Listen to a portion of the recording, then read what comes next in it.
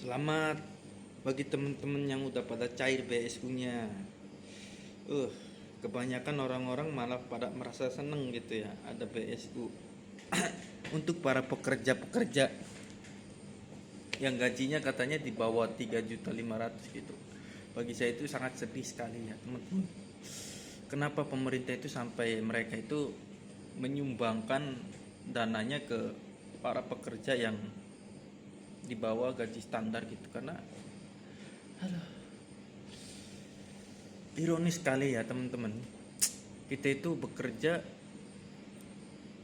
untuk mendapatkan upah yang minimum aja sangat susah gitu ya. Pasti yang di luar sana presentasinya orang gaji UMR itu banyak yang merasa bangga, padahal itu paling minimum gitu loh. Dan profesi yang dijalani juga punya skill semua gitu, rata-rata yang walaupun udah misalnya udah eh, apa sih ya, kriteria yang membutuhkan pengalaman dan juga skill itu masih digaji UMR, bahkan di bawah UMR pun masih ada, masih berebut. Ditambah lagi walaupun UMR-nya sendiri pun itu sangat tidak fair teman-teman, tidak adil, karena gini ya, inflasi yang sebenarnya terjadi di lapangan itu lebih dari 10% ya, 10% inflasinya tiap tahun. Sedangkan kenaikan gaji kita, upah minimum kita itu tidak segitu kenaikannya gitu. Jadi emang bener gitu. Sistemnya emang ini apa ya, programnya pengen menghapus orang-orang yang kalangan kelas menengah gitu. Jadi nanti kedepannya itu sangat distopia sekali ya. Ada yang benar-benar kaya, sangat kaya sekali. Ada yang benar-benar miskin dan miskin sekali, dan tidak ada nanti kelas menengah. Karena kita sekarang Gen Z itu sangat susah untuk punya impian, punya rumah, punya mobil, itu sangat susah. Padahal itu ya, kalau di negara yang lain memang itu standar yang layak untuk hidup, mempunyai rumah dan tempat tinggal dan kendaraan transportasi yang layak juga.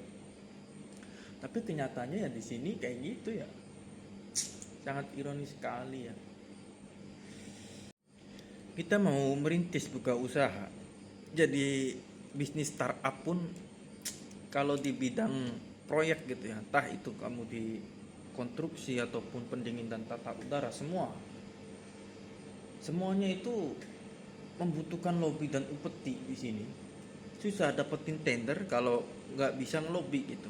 Jadi sistemnya suap juga, dan akhirnya ya rata-rata startup bisnis yang kayak gitu awal-awal mendapatkan tender bahkan sampai tangan kelima, tangan keempat, tangan kelima, dan ujung-ujungnya ya untuk membagikan gaji yang dalam proyek tersebut ya sangat kecil sekali, karena udah sampai tangan kelima gitu. Sebenarnya ada sistem yang harus dibenerin gitu.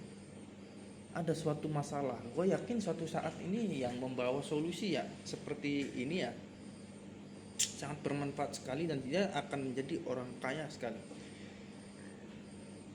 Ini pesan terbuka ya bagi para audit.